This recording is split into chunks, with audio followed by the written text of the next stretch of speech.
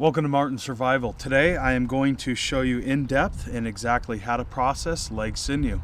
So stick around folks, we got another great show coming up.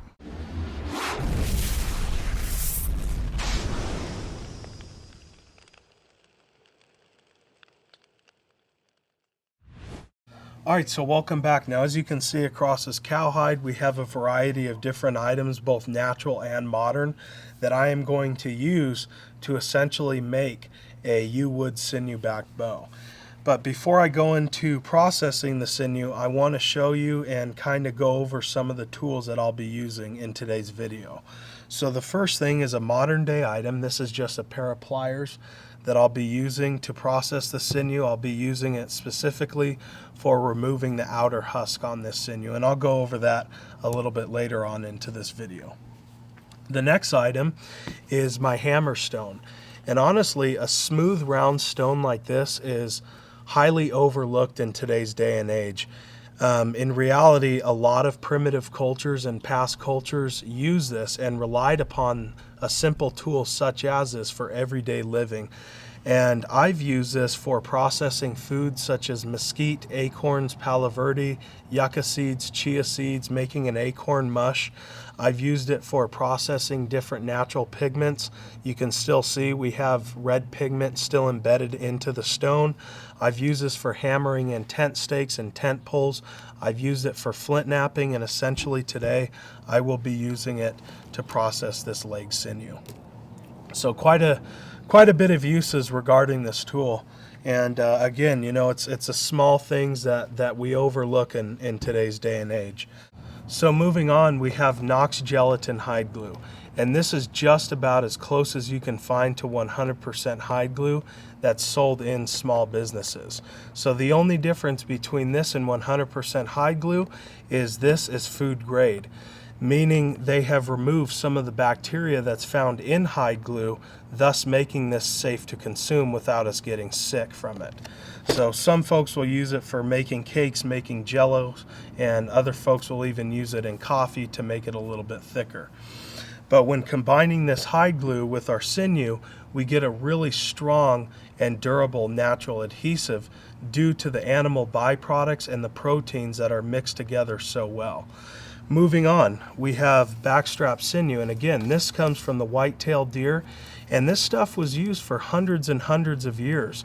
Once we remove this membrane, we can pull this stuff off into real fine, small threads. So I'll use this for leather making, I'll use it for cordage, I'll use it for primitive fire, but the most common thing that I'll use this for is arrow making. I'll use this for the fletching, I'll use it to seat some of the nocks, even seating the arrowhead. And what happens with sinew is when it's wet, it expands, and when it dries, it shrinks, thus locking really tight onto the material at hand. Moving on, our last item that we have, and you'll be seeing this in this next portion, is of course our leg tendons. And this is just leg tendons, so again from the white-tailed deer. You have sinew, I have sinew, even the smallest of animals have sinew. So once we process this and take off this outer husk, we have all that sinew inside, and I'm going to show you how to separate it. So without further ado, let's start processing this right now. Now when processing sinew, the first thing we need to do is remove this outer husk. All of our sinew rests inside of the husk. So we can either do it two different ways. We can pound it down with our stone as it is right now in its dry form, or we can submerge it in water and then pound it down and pull off the husk. And I choose to submerge it in water anywhere from 15 to 30 minutes. It really loosens that husk up. It's a lot easier, and we can pay close attention to the details. So I'll just take my leg tendons and I'll soak them in this water. And I have 3, 4, 5, and 6 leg tendons that I'm just going to let react to the water. I'll let this sit for 30 minutes and I'll be right back out with you guys. Alright, so I just removed the sinew out of the water about 45-50 minutes ago, and the way that I tell that the sinew has reacted to the water is if I can take the husk and I can start pulling it down from the sinew and I can start separating it by hand. This is telling me that everything has reacted in a positive way and it's ready to start being processed. And you can see that this piece right here, I can probably just rip the sinew or the husk away from the sinew by hand. And you can see all that membrane on there. And I can do that. I'll take my pair of pliers and I'll pull this away. Just like that. So this is our sinew. And I do have some membrane on here that I want to remove. We don't want that either. We want all that thread. So I'll just take the membrane and I'll peel that off as well. Just like that. I don't want that stuff. And I'll work on this in a bit. But for video demonstration, I'll use a piece that has not been pulled away, and you can see that the membrane is still intact. But I want to go over the surface you want to process this with and some tools. So of course we have the pliers. That's pretty important to this process. These pliers make it easy to pull that membrane and that husk away. But the hammer stone is very important. We want a round surface and we want a smooth rock. If we can't find a rock that's smooth and we can't find a rock that's rounded, we would want to resort to a ball peen hammer. And we want to use that ball peen because the most important thing with processing the sinew is to not damage the fibers. If we damage the fibers, our sinew is pretty much wasted. We'll have real small strips. So we want to get real long strips with the sinew. That's the goal and that's the objective. So keeping the sinew undamaged is so important. I can't stress that enough. And also the surface that you pound it on is equally as important as the hammer stone. We once again want a smooth surface. This concrete is nice and smooth. There's no high spots. There's not a lot of grain in this concrete, so this is ideal for processing sinew. If we choose to do it on a rock, again, we want a smooth rock. We definitely don't want to use granite. Granite will damage that fiber. So a smooth surface, a smooth rounded rock, or a ball peen hammer along with some pliers. That's going to do. So what I do is I just take my hammer stone and I'll start working at the bottom and I'll just kind of pound this husk away. And you can already see it's starting to separate. It's starting to turn color. And I just work it around the entire edge. And I'm not pounding real hard. I'm just putting a very, very light hammer down on this sinew. So I'm just kind of twisting it around, breaking it free from this husk. So you can see it's starting to turn color, and we'll work it around again.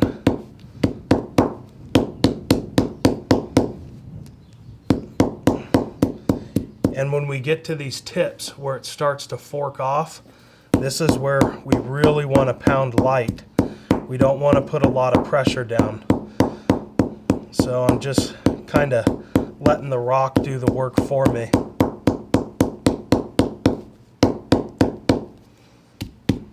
I'm just moving it around.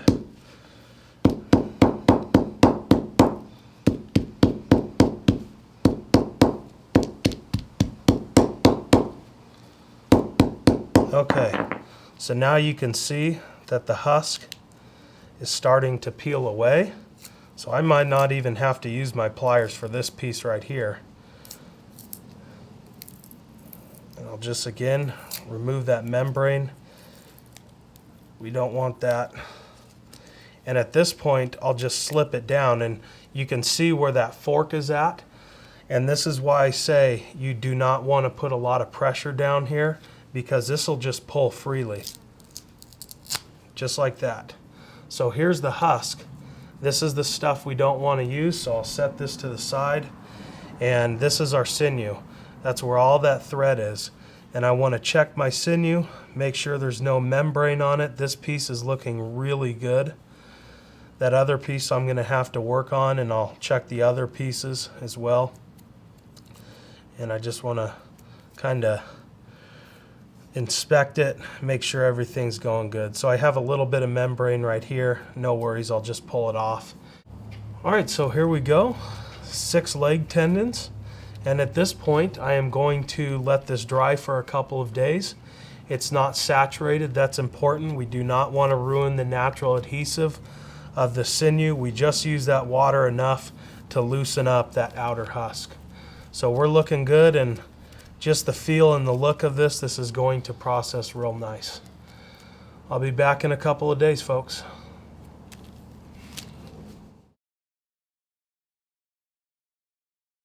All right, folks, so we have a total of 7 tendons left, and I still got a lot of work to do. So we're gonna start processing right now, but I wanna first of all show you what our sinew looks like when it's already processed down. And the first thing is you can see I have a little bit of a mouth opening on these bags. That's just so the sinew can breathe. So this bag right here, as you can see, is marked long. I have a bag that's marked medium, and then I have another bag that's marked small. So we want to separate the fiber with its individual length. So the small fiber is 2 to 3 inches long. The medium fiber is about 4 inches long.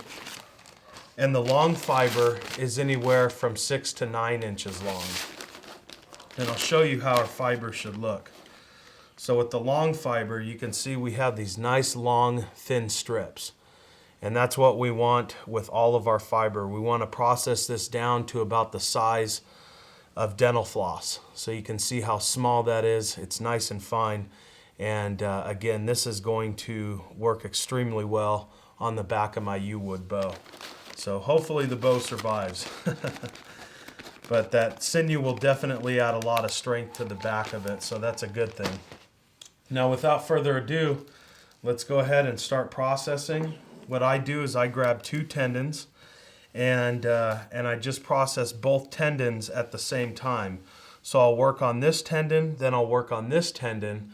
And the reason I work on 2 is to create surface area. See, if we have any stiff spots in the sinew and we start shredding this apart and we really notice it, the surface area will prevent damaging of the fiber. So that's what we kind of want to do when processing the sinew. So I'll just start off at a corner and I'll just start hammering this down, and I'll twist the sinew around. So I'm just working the fiber this way. I'm just twisting that tendon around and around and around. And I'll do the same thing with the other tendon. And you can see we're already getting some discoloration. So this is going from an amber color to a white color. And these are 2 tendons I just processed, so you can see how white that is compared to our raw form of sinew. So I'll go ahead and I'll keep hammering all the way up both of these tendons, and I'll be right back with you guys.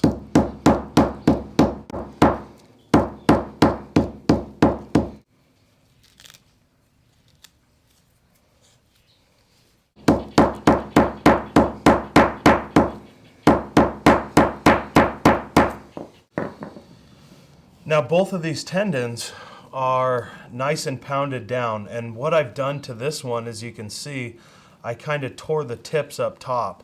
And again, that creates surface area because these tips are really tricky to get to. So at this point, what I'm going to do is I'm just going to grab the sinew where it Y's off.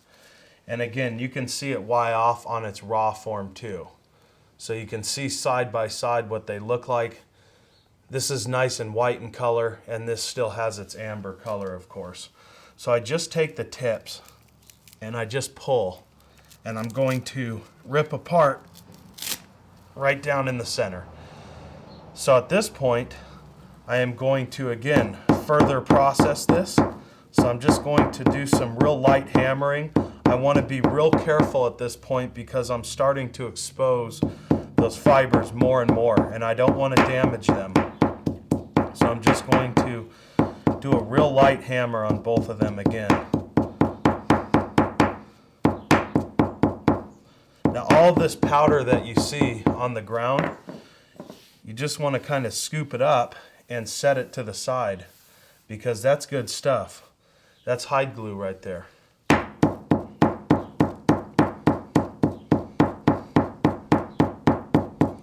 So again, I'm just doing some really light hammering.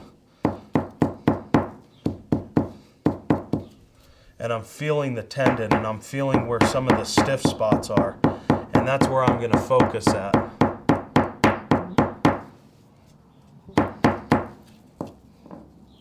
And I can feel a little bit down there.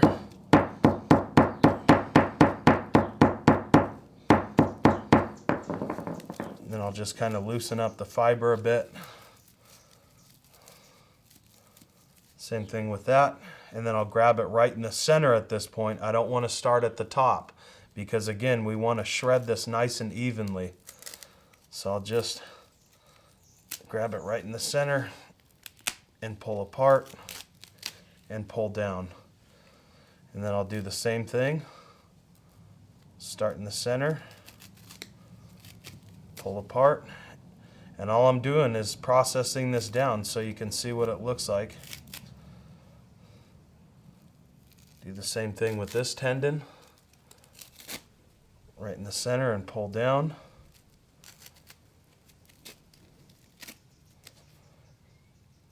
And you know, with processing this stuff, there's only so much pounding you can do on this sinew until you start damaging the fiber. So you want to pay close attention. And what I do is I just feel each tendon.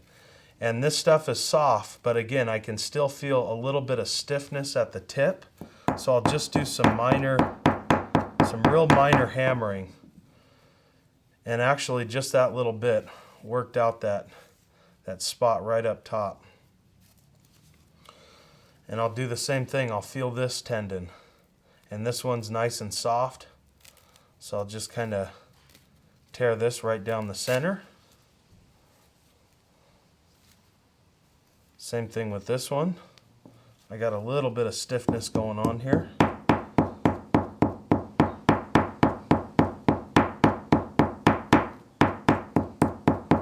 So I'll pound that down real light. And again, a little bit helps. You know, it doesn't take much hammering, folks. It really doesn't. And that's nice and soft.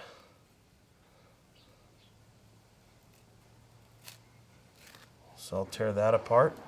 Okay, so now you can see I'm starting to get some real thin strips, especially on that. So I'll just take this in the center and I'll pull it apart again. And you can see what I'm left with. This is nice and thin, it's nice and long. I can even break this down further. And I have a small strip, so I'll just set that in my small pile.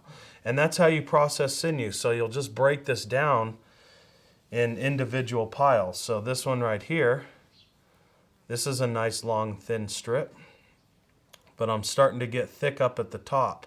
So I'll just take that top and I'll pull down, and you can see now I have a medium strip. So I'll start another pile, and then this one will go in my long pile.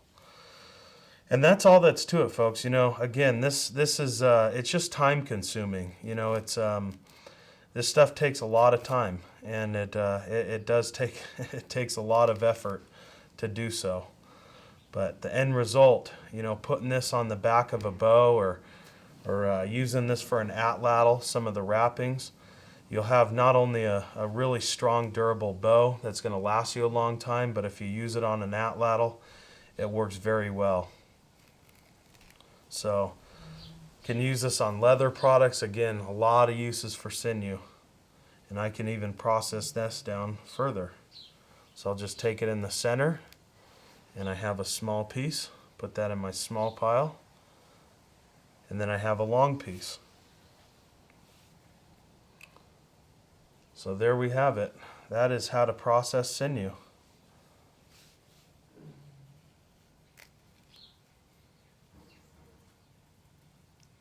Nice long piece right there.